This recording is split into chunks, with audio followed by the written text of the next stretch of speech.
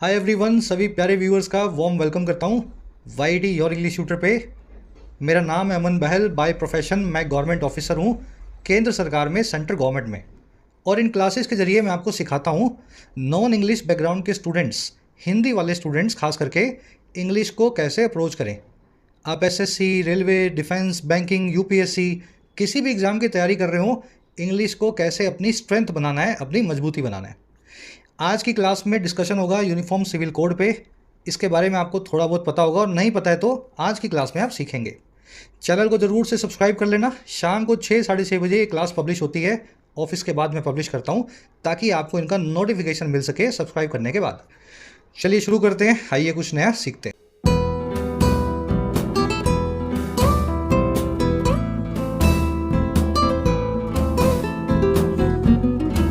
Alright, कह रहा है जी कोड रेड। बड़ा इंटरेस्टिंग है आज का आर्टिकल। कोड रेड क्या होता है? देखो जी, अपने पास डेंजर यानी खतरे के लिए अलग अलग सिग्नल्स हैं हर सेक्टर में, हर इंडस्ट्री में। अगर कोई पायलट का प्लेन क्रैश हो रहा है तो वो पायलट अपने एटीसी कंट्रोलर को, अपने वॉकी टॉकी के जरिए अपने एटीसी कंट्रोलर को बार बार चिल्ला के ये नहीं बोलेगा मेरा प्लेन क्रैश हो रहा है, मेरा प्लेन क्रैश हो रहा है, ऐसा नहीं बोलेगा वो। उसको एक सिंपल सा वर्ड बोलना है और वो वर्ड है मे डे। अब आप पूछोगे ये मे डे क्या होता है जी? अजी सिग्नल का नाम है मे डे। पायलट ने अगर मे डे अनाउंस कर दिया अपने कंट्रोलर को तो उसका कहने का मतलब ये है कि ये प्लेन मेरे कंट्रोल से बाहर है, अब ये क्रैश होने वाला है। वैसे ही अगर आप किसी जहाज़ पे हैं, यात्रा कर रहे हैं, जहाज़ का मतलब पानी का जहाज़, शिप, और शिप अगर डूबने वाली है तो कैप्टन आपको आकर के ऐसे हाथ लगा के नहीं बताएगा कि शिप डूबने वाली है। कैप्टन आपको बोलेगा इवैक्यूएट, जोर से अनाउंस करेगा इवैक्यूएट। लाइफ बोट पहनो, छोटा मोटा कोई बोट में बैठ जाओ और अपने जो है समंदर में अपने हिसाब से निकल जाओ, क्योंकि शिप तो डूबने वाली है। वैसे ही अगर कहीं आग लग जाती है तो प्रोफेशनल्स कोड रेड नाम के इमरजेंसी सिग्नल का इस्तेमाल करते हैं। फायर ब्रिगेड वाले जब आपसी बात करेंगे ना तो वैसे करेंगे कोड रेड। समझ गए? कह रहे जी आग लगने का सिग्नल हमें कहीं से मिल रहा है और कहाँ पे लगेगी आग, कोड रेड कहाँ पे होने वाला है।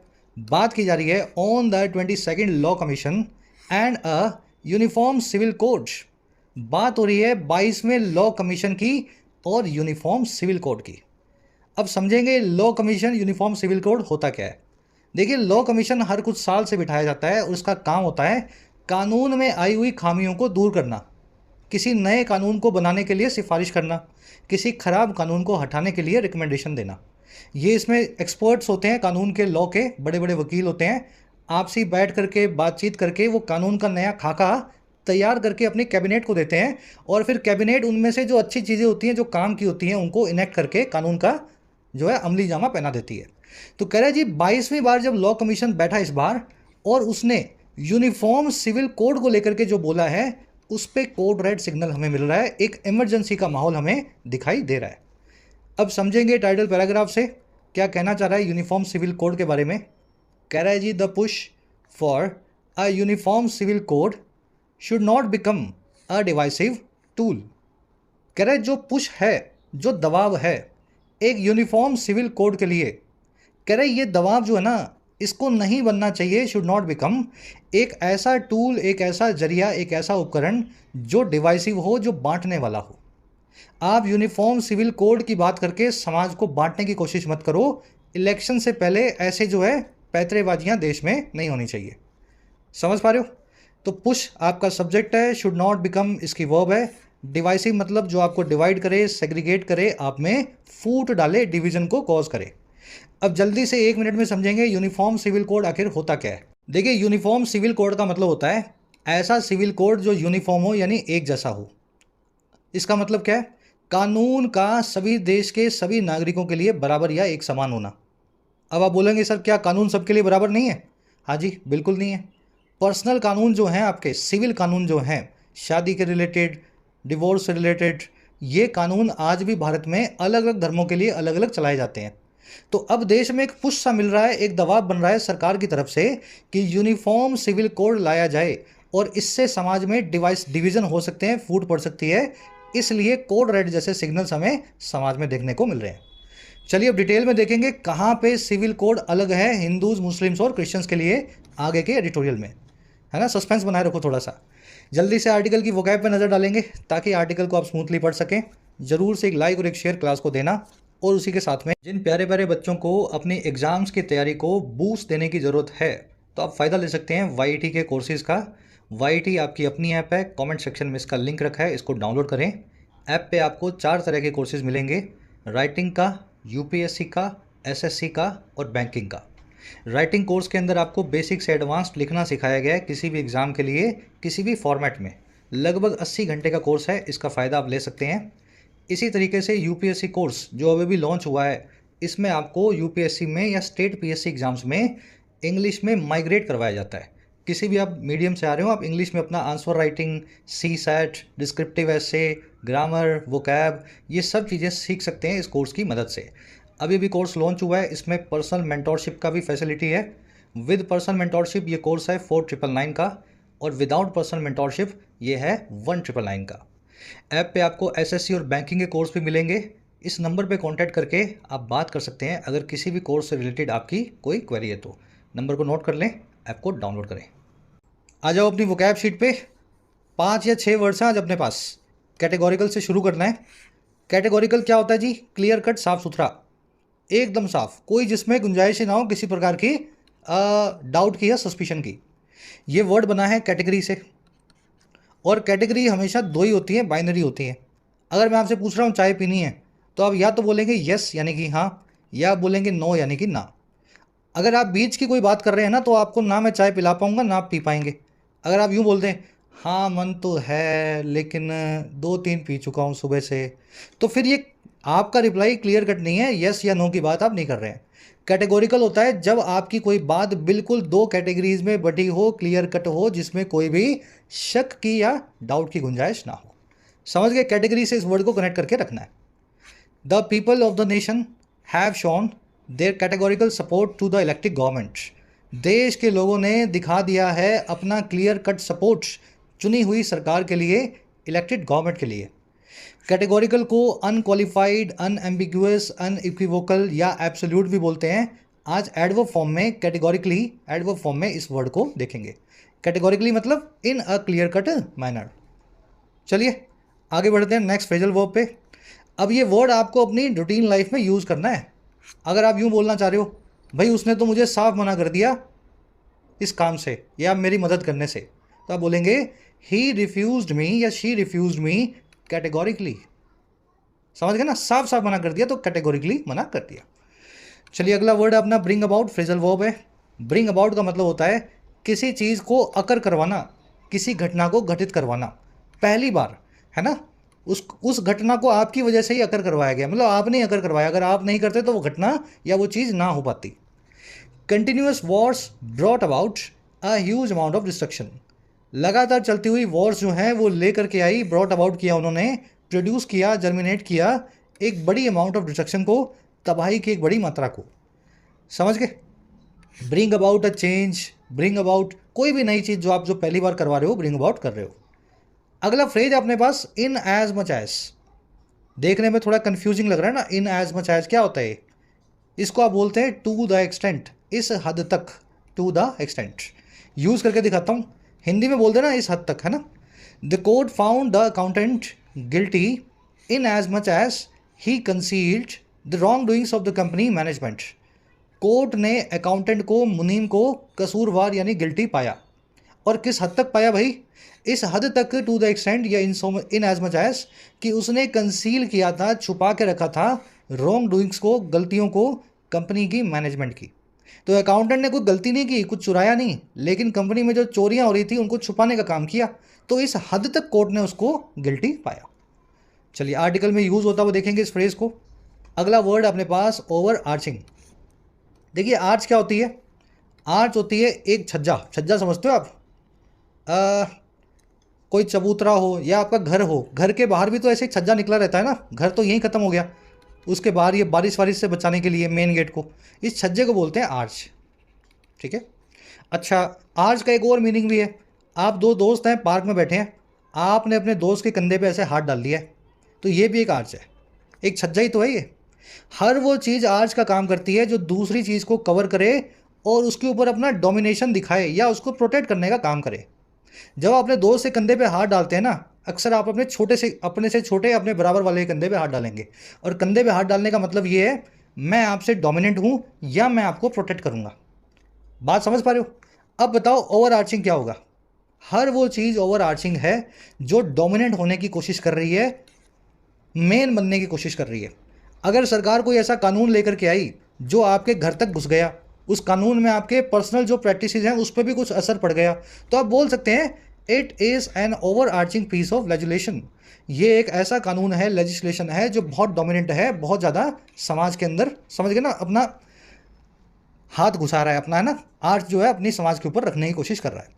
ये वर्ड्स ऐसे ही बने हैं, इसलिए याद करना ज़रूरी है थोड़ा सा टाइम लगा के।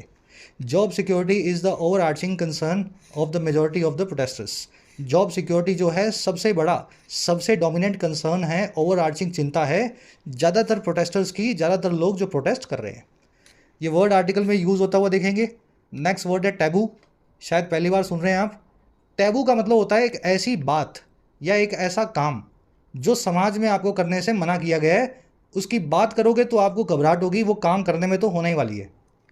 जैसे सेक्स एजुकेशन की बात आप समाज में नहीं कर सकते, अगर घर में करोगे तो घर वाले ही आपको टोक देंगे कि ये क्या बातें कर रहा है ना। वैसे ही मेंटल इलनेस भी एक टैबू है हमारे समाज में। पागलपन हो गया है किसी आदमी को, डिप्रेशन हो गया है, ऐसी बातें करना भी थोड़ा अजीब सा लगता है, घरों में टैबू जैसा है ये। तो discussions about mental illnesses are still a taboo in conservative society. दकियानूसी समाजों में आज भी दिमागी बीमारियों की बात करना एक टैबू के जैसा है, एक ऐसी चीज़ है जिस पे बात करना मना है। इसको प्रोहिबिटेड या फॉरबिडन भी बोल सकते हैं। ये वर्ड टैबू आज आर्टिकल में यूज़ होता हुआ देखेंगे। लास्ट वर्ड है इरिवर्सिबल। मेरे ख्याल से अपने आप सेल्फ एविडेंट है ये, ऐसी चीज़ जो रिवर्स ना की जा सकती हो। भाई दूध से आपने छाछ बना दी, दही बना के छाछ बना दी, अब छाछ से दूध बना दोगे क्या? नहीं बन सकता ना। तो जो हो गया वो हो गया।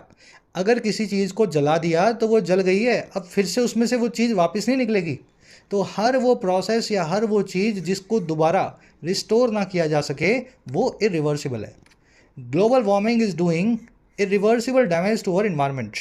ग्लोबल वार्मिंग जो है वो रिवर्स ना की जा सकने वाली डैमेज कर रही है हमारे इन्वायरमेंट को, ऐसी चोट पहुंचा रही है जिसकी भरपाई बाद में ना हो पाएगी। इरिवर्सिबल को इरिवोकेबल, इंडेलिबल या इरिट्रीवेबल भी बोलते हैं। आज ये तीसरा वर्ड आर्टिकल में देखेंगे। तीनों इसी के सिनोनिम्स हैं। रिवोक करना मतलब जो काम किया है उससे यू टर्न मारना, है ना। पहले तो आपने बोल दिया ऐसा करूंगा, बाद में आपने बोल दिया नहीं करूंगा, तो रिवर्स और रिवोक एक जैसे ही वर्ड्स हैं। इनडेलिबल मतलब जिसको डिलीट नहीं किया जा सकता, कहीं पे कुछ लिख दिया अब उसको मिटाया ना जा सके तो वो अपने आप ही इनडेलिबल या इरिवर्सिबल बन जाएगा।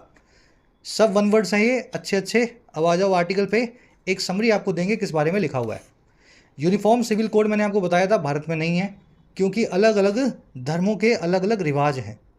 मुस्लिम धर्म जो है उसमें शादी, डिवोर्स, ये दोनों चीज़ें मुस्लिम पर्सनल लॉ बोर्ड के हिसाब से चलती हैं, और इसके हिसाब से एक आदमी 2 या 3 शादियां भी कर सकता है। और डिवोर्स के वक्त उसको एलिमनी देने की ज़्यादा ज़रूरत नहीं है, गुजारा भत्ता नहीं भी देगा।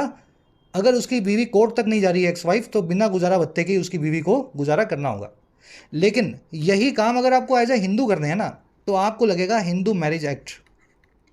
हिंदू मैरिज एक्ट में आप मोनोगेमी करेंगे, एक आदमी एक ही औरत से शादी कर सकता है या एक औरत एक ही आदमी से शादी कर सकती है at a particular time.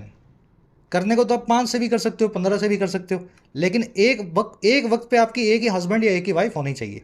Muslims में ऐसा नहीं है ना, तो इसलिए यूनिफॉर्म सिविल कोड भारत में आपको नहीं मिलेगा। इसी तरीके से क्रिश्चियंस के भी आपको कुछ अलग जो हैं कानून मिलेंगे। देखो अभी जो मैंने आपको समझाया ना, ये है अनपढ़ आदमी की यूनिफॉर्म सिविल कोड को लेकर के परिभाषा। यूनिफॉर्म सिविल कोड इससे भी आगे बढ़ के बहुत कुछ है।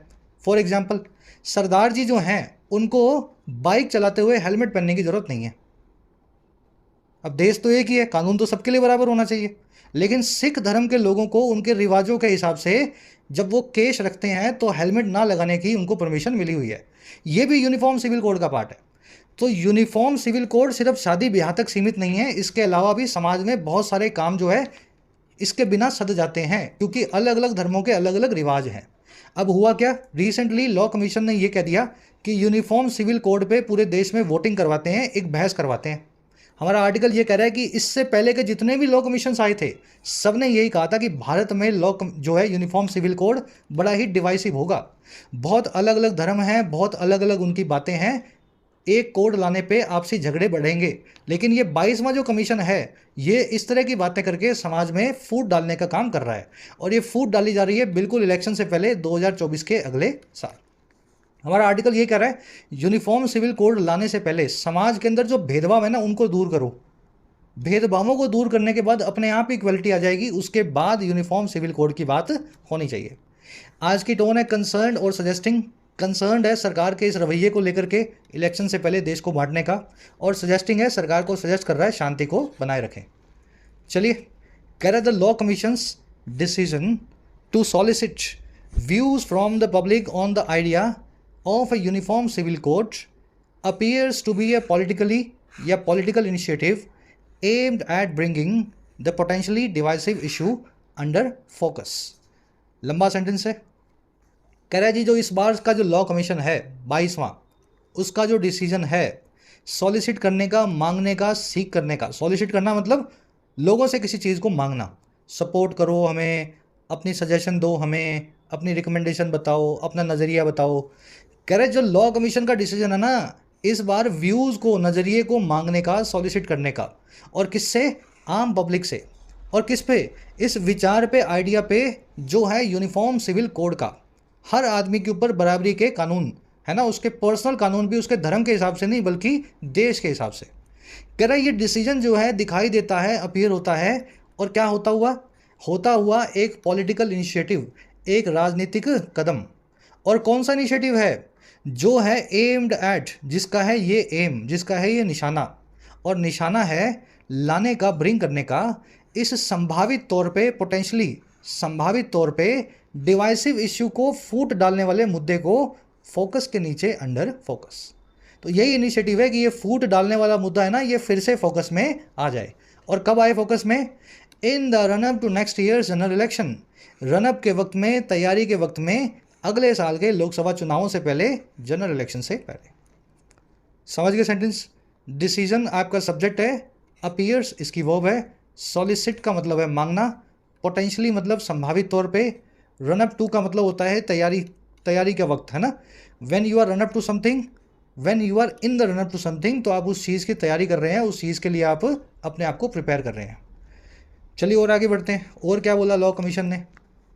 कह रहा है the commission, the 22nd such panel has claimed that years have elapsed since similar views were sought by the previous panel। कह रहे जो लॉ कमीशन है, जो 22वां पैनल है आज़ाद भारत की हिस्ट्री का, कह रहा उसने ऐसा क्लेम किया है, पैनल ने ऐसा दावा ठोका है कि कई साल इलैप्स हो गए हैं, गुजर चुके हैं। इलैप्स होना मतलब लैप्स हो जाना, निकल जाना। सालों निकल गए हैं जब से इस प्रकार के नज़रिए को, व्यूज़ को मांगा गया था, सॉर्ट किया गया था पिछले किसी पैनल के द्वारा, पिछले किसी लॉ कमीशन के द्वारा। तो ऐसा इनका रीजनिंग है कि पहले बहुत टाइम पहले मांगा गया था, अब टाइम काफ़ी हो गया तो हम फिर मांग लेते हैं। और क्या इन्होंने कहा है? दैट, वो ये कहा है, and that a fresh effort was needed to garner valid opinions. एक फ्रेश एफर्ट जो है, एक ताज़ा कोशिश जो है, वो ज़रूरी है, नीडेड थी, ताकि इकट्ठा किया जा सके, गार्नर किया जा सके, एक्यूमुलेट किया जा सके अलग अलग तरह की ओपिनियंस को, समाज के हर आदमी के नज़रिए को। सेंटेंसेस सिंपल है, मेरे ख्याल से रिपीट करने की ज़्यादा इनको ज़रूरत होगी नहीं। कमीशन ने यही बोला कि हम तो इसीलिए बोल रहे हैं पब्लिक से पूछने का, क्योंकि पहले जब किसी कमीशन ने पूछा था उस बात को काफ़ी साल हो गए हैं, तो 2023 में फिर पूछवा लेते हैं लोगों से, क्या लगता है उनको सिविल कोड यूनिफॉर्म लाया जाए या ना लाया जाए। कमीशन की वर्ब है हैज़ क्लेम्ड, ईयर्स की वर्ब है हैव इलैप्स्ड, इलैप्स का मतलब होता है गुजर जाना, गो बाय करना, व्यूज़ की वर्ब है वर सॉट, एफर्ट की वर्ब है वॉज नीडेड। दोनों पैसिव में लगे हुए हैं, व्यूज़ वर सॉट, व्यूज़ को मांगा गया था, और एफर्ट वहाँ पे नीडेड था, एफर्ट की ज़रूरत थी। गार्नर का मतलब होता है इकट्ठा करना। कह रहे जी the 21st commission had released a consultation paper in 2018 that categorically said a uniform civil code was neither necessary not desirable at that stage. कह रहे जी 21वें कमीशन ने क्या किया था? ये 22वां तो कर रहा है अजीब अजीब बातें, 21वें में क्या हुआ था? कह रहा है जी 21वां जो कमीशन था ना, वो रिलीज़ कर चुका था एक कंसल्टेशन पेपर को 2018 में, जो कि कैटेगोरली ऐसा कहता था, साफ साफ ये बताता था कि एक यूनिफॉर्म सिविल कोड जो है वो ना तो ज़रूरी है, नेसेसरी है, नीदर नेसेसरी, और ना ही डिज़ायरेबल है, ना ही हमें चाहिए उस वक्त पे एट दैट स्टेज।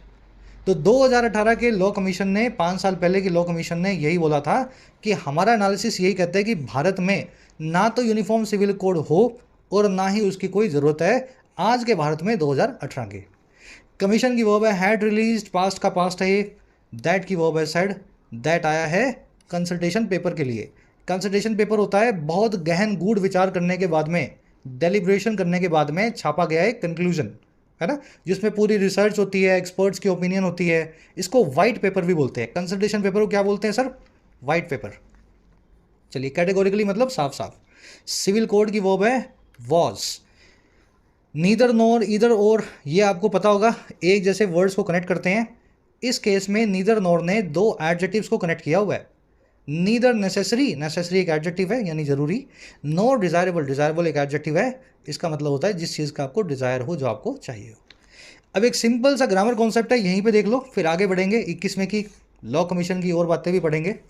कॉन्सेप्ट ये है कि ईदर और नीदर नॉर, इनको इस्तेमाल करते हुए दो चीज़ों का ध्यान रखना।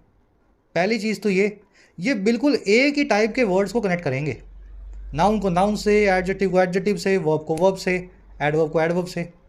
और रूल नंबर 2 ये, इनमें जो वर्ब दोगे ना नीदर नॉर ईदर और के हिसाब से, जो है सब्जेक्ट्स को, वो आप दोगे बाद वाले सब्जेक्ट के हिसाब से जिसके पास में वर्ब रखी जानी है। अब इसको अप्लाई करके देखो क्वेश्चन पे। She neither is a teacher nor a dancer. Hindi में क्या कहना चाह रहा हूँ? ना तो वो एक अध्यापक है, टीचर है, ना वो एक डांसर है, यानी कि एक, समझ गए ना, डांसर है। तो मैंने टीचर और डांसर को मिलाने की कोशिश की है नीदर नॉर से, और नॉर के बाद देखो एक डांसर भी आ रहा है, एक नाउन भी आ रहा है, लेकिन नीदर के बाद में मैंने रखी हुई है वर्ब। क्या इलाज करें भाई? आपको नीदर के बाद में अ टीचर रखना चाहिए, और वर्ब यहाँ पे कॉमन है, इसलिए वर्ब को आप बाहर निकाल लें। She is neither a teacher nor a dancer. समझ गए? एक सेंटेंस और बनाओ। Most obese people eat either junk foods और फॉलो अ सेडेंटरी लाइफस्टाइल। ज़्यादातर ओबीज पीपल जो हैं, ज़्यादातर मोटे लोग जो हैं, थुथले लोग जो हैं, या तो वो जंक फूड खाते हैं, उल्टा सुल्टा खाना खाते हैं, या फिर एक सेडेंटरी लाइफस्टाइल को फॉलो करते हैं। ऐसा लाइफस्टाइल जो काउच पोटैटो वाला है, बैठे रहना सारा दिन, खाते रहना सारा दिन, ना रनिंग करना, ना एक्सरसाइज करना, है ना, सेडेंटरी लाइफस्टाइल बोलते हैं इसको। अब मुझे बताओ हिंदी में क्या बन रहा है सेंटेंस? या तो वो गलत खाना खाते हैं या ऐसा लाइफस्टाइल फॉलो करते हैं। और के बाद में फॉलो नाम की वर्ब आ रही है। यहाँ से आपको आइडिया मिल गया, वर्ब से वर्ब को कनेक्ट करना है। तो भैया नीदर के बाद में भी तो वर्ब लगाओ, इधर के बाद में। यहाँ पे वर्ब रखी हुई है ईट, इधर से पहले। समझ पा रहे हो इसका मीनिंग क्या निकला? ज़्यादातर मोटे लोग या खाते हैं या तो जंक फूड या फिर सेडेंटरी लाइफस्टाइल। समझ पा रहे हो? तो वर्ब से वर्ब कनेक्ट करनी है। ये वर्ब मैंने पहले रख दी है, इसको बाद में रखना होगा, और इधर और से दोनों वर्ब्स कनेक्ट हो जाएंगी। चलो अब दूसरा वाला रूल अप्लाई करके देखेंगे। मैंने आपको बताया वर्ब जो है ना नीरेस्ट सब्जेक्ट के हिसाब से आएगी। नीदर नॉर में जो नॉर के पास जो सब्जेक्ट है उसके हिसाब से, इधर और में जो और के पास सब्जेक्ट है उसके हिसाब से। तो either the employees or their manager need to attend the meeting tomorrow. या तो कर्मचारियों को, एम्प्लॉयज़ को, या फिर उनके मैनेजर को ज़रूरत है मीटिंग को कल अटेंड करने की। देखो नॉर के बाद में या और के बाद में क्या आ रहा है जी? मैनेजर। मैनेजर आ रहा है ना, तो यहाँ पे नीड है ना, मैनेजर के हिसाब से नीड्स हो जाएगा। मैनेजर सिंगुलर है और सिंगुलर के हिसाब से सिंगुलर वर्ब इस्तेमाल होनी चाहिए। समझ में आ गया कॉन्सेप्ट? चलो अगला देखो। Neither the students nor their professor are allowed to use smartphone in a class. ना तो बच्चों को और ना उनके प्रोफेसर को अलाउ किया गया है स्मार्टफोन को यूज़ करने का क्लास के अंदर। नॉर के बाद में प्रोफेसर आ रहा है, बाद वाले के हिसाब से वर्ब आएगी। प्रोफेसर सिंगुलर है तो वर्ब भी सिंगुलर होगी। ऐसा ही करना पड़ेगा ना। अब ध्यान देना, ये जो आपने किया ना ये ठीक है, लेकिन तीसरा रूल आप भूल गए। अगर आपके पास एक जो है नाउन प्लूरल हो और दूसरा नाउन सिंगुलर हो, तो ऐसे केस में जब धर्म संकट आ जाए तो प्लूरल वाले को बाद में रखा जाता है। क्या करना है आपको? प्लूरल वाले को बाद में रखना है। तो ये पहला जो सेंटेंस है ना, इसमें एम्प्लॉयज़ बाद में आना चाहिए।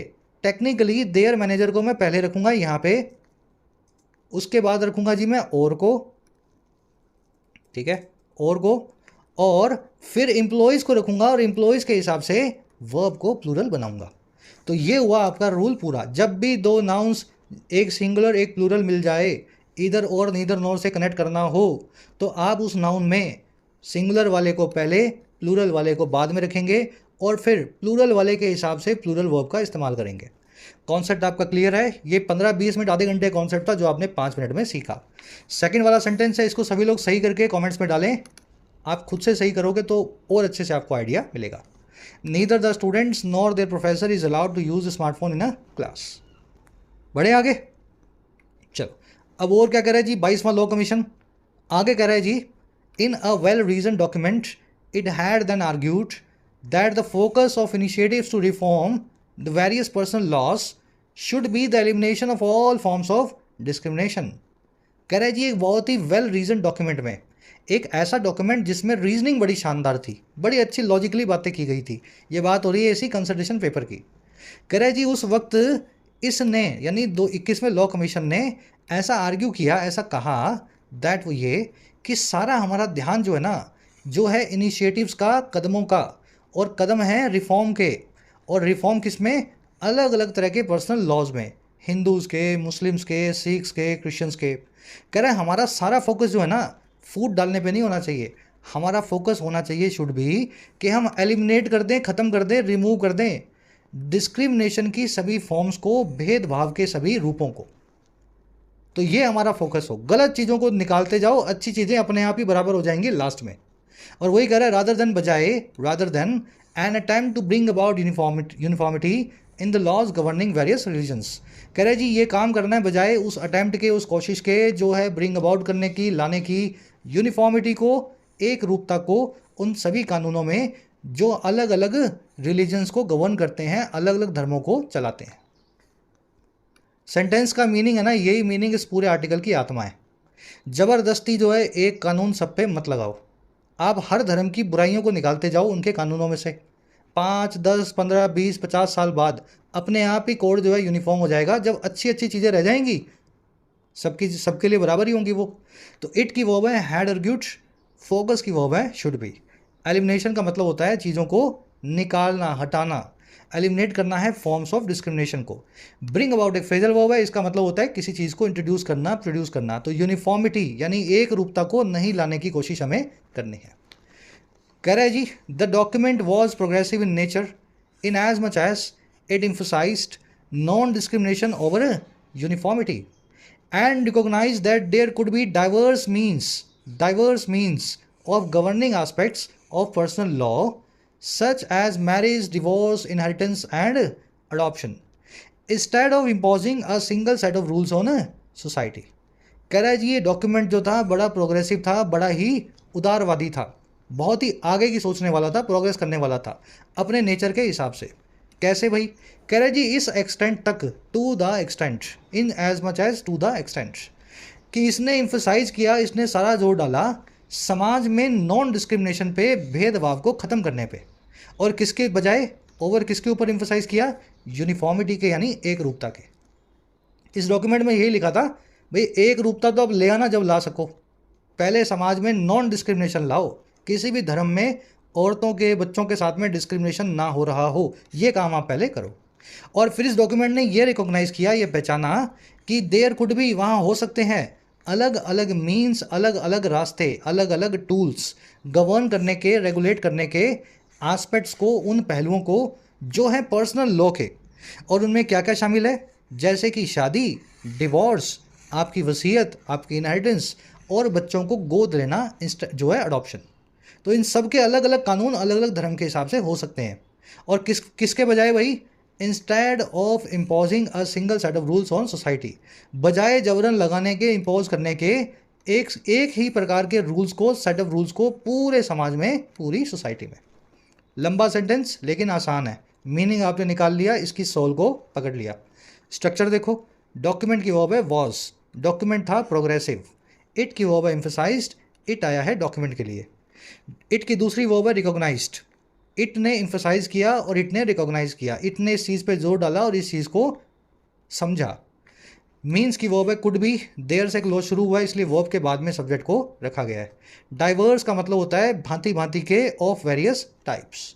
आस्पेक्ट का मतलब होता है पहलू, साइड, डायमेंशन, फेसेट। इनहेरिटेंस का मतलब होता है आपकी वसीयत, हेरिटेज या लेगेसी। तो अलग अलग लॉ चल ही रहे हैं ना, मुस्लिम्स में कुछ और लॉज हैं, क्रिश्चियंस में कुछ और हैं, हिंदूज में डाइवर्स के कुछ और लॉज हैं। चलिए, कह रहा है this would entail the removal of discriminatory provisions specially those that affect women and adoption of some overarching norms rooted in equality. कह रहा है जी ये काम अगर करना है ना, गंदे कानूनों को अगर हटाना है, तो कह रहा है ये काम जो है रिजल्ट इन होगा, इंटेल करेगा या ये ज़रूरी बनाएगा हटाए जाने को, रिमूव करने को भेदभाव वाले कानूनों को, प्रोविजंस को, खास करके वो वाले जो प्रभावित करते हैं औरतों को यानी विमेन को। और ये दूसरी चीज़ जो है वो इंटेल करेगा अडॉप्शन को यानी अपनाने को, कुछ ऐसी ओवर आर्चिंग नॉर्म्स को, कुछ ऐसी डोमिनेंट प्रथाओं को जो रूटेड हैं, जो जड़ करके बैठी हैं, घर करके बैठी हैं इक्वालिटी के कॉन्सेप्ट में, समानता के सिद्धांत में। तो समानता के लिए जो चीज़ें ज़रूरी हैं वो अपने आप ही होने लगेंगी, क्योंकि समानता तो समानता ही है ना, किसी भी धर्म में हो समानता तो समानता ही होती है। औरतों के साथ अच्छा ट्रीटमेंट हो तो फिर चाहे हिंदू हो, चाहे क्रिश्चियन हो, चाहे मुस्लिम हो। तो इक्वालिटी की कुछ नॉर्म्स जो हैं, डोमिनेट नॉर्म्स, वो हर जगह लगा दो, और गंदी जो नॉर्म्स हैं जिस रिलीजन में वो निकाल दो। तो यही आपको करना है, इससे आपका समाज अपने आप यूनिफॉर्म हो जाएगा। दिस की वर्ब है वुड इंटेल। इंटेल का मतलब होता है चीज़ों को ज़रूरी बनाना। प्रोविजंस के लिए आया दैट की वर्ब है अफेक्ट। दैट प्लूरल होगा प्रोविजंस के हिसाब से, इसलिए वर्ब भी प्लूरल होगी। प्रोविजंस प्लूरल है ना, इसके लिए दैट आया है, तो दैट की वर्ब भी प्लूरल है। अफेक्ट का मतलब होता है किसी पे इम्पैक्ट करना, असर डालना, बुरा असर डालना खास करके। ओवर आर्चिंग मतलब जो आर्च करके ओवर बैठी हो, जो ज़रूरत से ज़्यादा डोमिनेंट हो, जो है मेन हो, प्राइमरी हो। रूटेड का मतलब है जड़ की हुई या घर की हुई। डीपली जो रूटेड चीज़ होती है वो समाज में या उस चीज़ में अच्छे से घर किए हुए होती है। और आगे बढ़ेंगे, कह रहा है जी nothing significant has happened since to warrant a fresh look except perhaps a political need for the current dispensation. कह रहा है जी कुछ भी बड़ा नहीं हुआ, नथिंग सिग्निफिकेंट हैज़ हैपेंड। 2018 से 23 में क्या हुआ है, कुछ नया, कुछ चेंज हुआ है समाज में। कह रहे हैं सिंस यानी तभी से, 2018 से। और क्यों कि वारंट किया जाए, ज़रूरी बनाया जाए एक फिर से फ्रेश लुक को, इस पूरे मामले पे एक नई राय को। कह रहे खास करके एक्सेप्ट शायद एक पॉलिटिकल नीड के, एक राजनीतिक ज़रूरत के, जो है हमारे करंट डिस्पेंसेशन की, सत्ता में बैठी सरकार की। और ज़रूरत क्या है, to bring the issue to the electoral arena, लाने की इस इश्यू को चुनावी मंच पे, इलेक्टोरल अरेना में। आ गई बात समझ में। तो 5 साल में कुछ भी नहीं बदला है, पुरानी व्यूज़ 21वां जो आपका लॉ कमीशन है उसकी आज भी सही होनी चाहिए, क्योंकि 5 साल में समाज तो बदलता नहीं है। तो कुछ बदला नहीं है सिवाय सरकार की उस ज़रूरत के जो है इस मामले पे राजनीति करने की, इसीलिए इस मामले को फिर से उछाला जा रहा है। नथिंग की वर्ब है हैज़ हैपेंड। वारंट का मतलब होता है नेसेसिटेट करना, डिमांड करना, ज़रूरी बनाना, वारंट करना। डिस्पेंसेशन वर्ड के 2 मीनिंग है। पहला मीनिंग होता है जी एग्जम्पशन, किसी चीज़ से माफ़ी, इम्यूनिटी। और दूसरा मीनिंग होता है सिस्टम, रिजीम या गवर्नमेंट यानी कि सरकार। प्रशासन को भी डिस्पेंसेशन बोलते हैं। और अगर आपको कहीं पे छूट मिले, आप कुछ लेने गए, 25% की छूट मिल गई, तो वो 25% का एग्जाम्पशन भी आपके लिए डिस्पेंसेशन है। सिंगल वर्ड दोनों जगह काम आएगा, मैं आपको ये समझाना चाह रहा हूँ। चलो और आगे बढ़ते हैं, आ जाओ नेक्स्ट पैराग्राफ पे। कुछ बच्चे सोचते होंगे सर आपने अभी बताया हम भूल जाएंगे, डिस्पेंसेशन के दोनों मीनिंग है। अरे भाई आप पेशेंस के साथ में 100 एडिटोरियल पूरे करो। ये डिस्पेंसेशन वर्ड कम से कम 15 बार आएगा 100 एडिटोरियल में। 15 बार मैं आपको बताऊंगा। अगर 15 बार आपको कोई चीज़ बताई जाए तो क्या आप भूल जाओगे क्या उसको? और वो भी तब बताई जाए जब सेंटेंस में यूज़ की कर रही आपके सामने की गई हो। तो जो बच्चे रेगुलर नहीं है ना, समस्या उन्हीं की है वोकैब की मेनली। आगे कह रहा है a uniform civil code for the entire country is indeed a lofty goal, but the question whether introducing one for all aspects of personal law would impinge on the freedom of religion has been part of the debate। कह रहा है जी एक जैसा civil code पूरे देश के लिए लाया जाना, कह रहा है अपने आप में ही ये बहुत हाई, बहुत ही मॉरली हाई गोल है, बड़ा ही एक बड़ा हमारे लिए ऑब्जेक्टिव है। होना चाहिए, हम भी सोचते हैं, लेकिन ये गोल बहुत बड़ा है। 2023 के भारतीय समाज के लिए ये पॉसिबल नहीं है। कह रहा है लेकिन सवाल ये है, क्वेश्चन ये है हाँ या ना वेदर, कि इंट्रोड्यूस करेंगे इस तरह के कानून को, वन को, सभी पहलुओं के लिए, हमारे पर्सनल लॉ के, हमारी शादियों के लिए, डिवोर्सेस के लिए, अडॉप्शन के लिए। कह रहे कहीं वो इम्पिंज ऑन ना कर दे, कहीं वो वायलेट ना कर दे या बुरा असर ना छोड़ दे फ्रीडम ऑफ रिलीजन पे, आपके धार्मिक अधिकारों पे। कह रहे ये जो बात है ना पूरी की पूरी, ये क्वेश्चन जो है ये रहा है पार्ट ऑफ द डिबेट, हमेशा से ही बहस का मुद्दा। तो यूनिफॉर्म सिविल कोड कागजी में तो बहुत अच्छा लगता है, एक बड़ा अच्छा कॉन्सेप्ट है, बड़ा मॉरल ग्राउंड मिलेगा, हाई कॉमन ग्राउंड भारत को, हम एक जैसा आइडेंटिफाई करेंगे, सबका एक जैसा कानून होगा तो। लेकिन मुद्दा यही है कि कहीं इससे हमारी धर्म को फॉलो करने की जो फ्रीडम है कॉन्स्टिट्यूशन में मिली हुई, कहीं उस पर इम्पिंज अपॉन ना हो, उसके ऊपर कहीं बुरा अधिकार ना पड़े। कोड की वर्ब है इस, क्वेश्चन की वर्ब है हैज़ बीन, और वन की वर्ब है वुड इम्पिंज ऑन। वन आया ऐसे कोड के लिए। वुड इम्पिंज ऑन में इम्पिंज ऑन का मतलब होता है किसी चीज़ पे बुरा असर छोड़ना, किसी चीज़ को वायलेट करना, उल्लंघन करना। आगे बता रहा है अम्बेडकर जी का क्या कहना था। कह रहा है जी B R Ambedkar viewed it as desirable. कह रहा है अम्बेडकर साहब भी इसको देखते थे एक डिज़ायरेबल चीज़ के तौर पे, यूनिफॉर्म सिविल कोड को देखते थे कि ऐसी चीज़ जो होनी ही चाहिए। कह रहा है but favoured it's being voluntary. कह रहा है लेकिन वो फेवर करते थे इसका वॉलंटरी होना, इसका स्वैच्छिक होना। भाई कोड तो बनाया जाए, लेकिन आपकी इच्छा है, उस कोड को आप मानना चाहते हैं, अगर मान लिया। इनफैक्ट अम्बेडकर जी का अगर आप पढ़ोगे ना तो ये कहना था, जिस परिवार ने यूनिफॉर्म सिविल कोड को मान लिया, फिर उसकी आगे की जनरेशन जो है उसी कोड के हिसाब से चलेंगी, है ना। तो धीरे धीरे क्या होगा, 50-100 सालों में पूरा समाज जो है सिविल कोड के अंदर जो है अंडर में आ जाएगा। उनका ये कहना था बजाय इसको जबरन लगाने के। अम्बेडकर साहब की वर्ब है व्यूड, दूसरी वर्ब है फेवर्ड। वॉलंटरी का मतलब होता है स्वैच्छिक, नॉन कंपल्सरी, नॉन मैंडेटरी, जो आप अपनी इच्छा से करो, अपनी वॉल्यूशन से करो। ये वर्ड बना है वॉल्यूशन से, वॉल्यूशन मतलब आपकी इच्छा होती है, आपकी रजा। कह रहा है it is possible that a uniform code may be adopted without offending any religion, but the concept evokes fear among sections of the minorities that their religious belief, seen as the source of their personal laws, may be undermined। कह रहा है ये भी possible है कि एक uniform code जो है अडॉप्ट किया जा सकता है बिना ऑफेंड किए, बिना परेशान किए किसी रिलीजन को, उल्लंघन किए किसी धर्म का, पॉसिबल है, बनाया जा सकता है। कह रहा है लेकिन ये जो कॉन्सेप्ट है ना, ये इवोक करता है, जगाता है उस डर को, उस फियर को समाज के उन सेक्शंस में जो हैं माइनॉरिटीज़ के, अल्पसंख्यकों के। और ये फियर क्या है कि उनके जो रिलीजियस बिलीफ हैं, उनके जो धार्मिक यकीन हैं, जो विश्वास हैं, जो कि देखे जाते हैं उनके पर्सनल लॉ का सोर्स, उनके पर्सनल लॉ के स्रोत के तौर पे। कह रहा है वो बिलीफ जो है रिलीजियस, वो अंडरमाइन हो सकते हैं, वो होलो आउट या कमज़ोर हो सकते हैं। तो कोड तो बनाया जा सकता है, लेकिन समाज में कुछ माइनॉरिटीज़ को यही दिक्कत है कि इससे हमारे जो हमारी होली टेक्स्ट हैं, बुक्स हैं, उसमें जो लॉज लिखे हुए हैं कहीं वो वायलेट ना हो जाएं यूनिफॉर्म सिविल कोड की वजह से। समझ गए। इट की वर्ब है इस, कोड की वर्ब है मे बी अडॉप्टेड, कॉन्सेप्ट की वर्ब है इवोक्स, बिलीव्स की वर्ब है मे बी अंडरमाइंड। अंडरमाइन करना, किसी चीज़ को कमज़ोर बनाना। कह रहा है in fraught times such as the present a common code will inevitably be seen as an imposition by the majority. कह रहा है अगर करंट टाइम्स को देखें, फ्रॉड टाइम्स को, फ्रॉड का मतलब होता है जी कठिन, बोझिल, डिस्ट्रेस्ड, तनाव भरे, नेगेटिव वर्ड है फ्रॉड। अगर कोई फ्रॉड मूड का आदमी है या फ्रॉड ओरिएंटेशन का आदमी है तो बड़ा स्ट्रेसफुल आदमी है, हमेशा परेशान सा रहने वाला। कह रहा है जी इस तरह के नेगेटिव टाइम्स में, बोझिल टाइम्स में, जैसे कि आजकल के चल रहे हैं 2023 के, एक कॉमन कोड जो है ना वो इनएविटेबली लेकर के ही आएगा या देखा ही जाएगा। इनएविटेबली मतलब जिसको आप टाल नहीं सकते, जो होना ही होना है। कह रहा है जी कॉमन सिविल कोड जो है वो होना ही होना है, देखा जाना, एक इम्पोजिशन के तौर पे, एक पाबंदी के तौर पे, जबरन लगाई गई एक शर्त के तौर पे मेजॉरिटी के द्वारा। तो अगर लगेगा तो यही देखा जाएगा कि भारत में हिंदुत्व की ताकतें जो है ऐसा कोड लगाने की कोशिश कर रहे हैं। तो आज तो बिल्कुल सही वक्त नहीं है इस कोड को लाने का, यूनिफॉर्म कोड को। कोड की वर्ब है विल बी सीन इनएविटेबली, जब समझते हैं जिस चीज़ को अवॉइड ना किया जा सके। फ्रॉड का मतलब होता है बोझिल या डिस्ट्रेस्ड।